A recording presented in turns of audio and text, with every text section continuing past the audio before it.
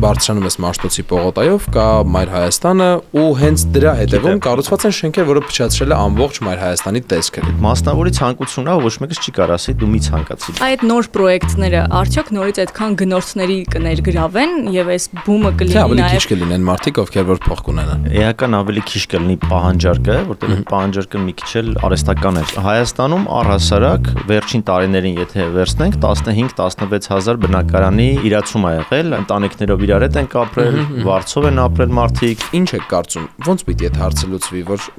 արդյոք չկա վտանգ, որ այդ մարդիկ այդ շենքում ապրում են։ Պետական օղակներում լիքը տարբեր process-ներ շատ դանդաղ են գնում կամ ոչ համակարգված են գնում։ եւ ասել որ վերջ փող չունենք, չենք կառուցում շենքը, գնացեք ձեր հարցերը լուծեք։ Որոշում փոխվում է, ասում են դե գիտես, այս գազին միանալը X արժեր, հիմա X անգամ 10 է, կամ էլեկտրականությունը սակագինը էսեր, հիմա փոխվել է։ Թեմայի մեջ բացում ենք թեման բոլոր կողմերից։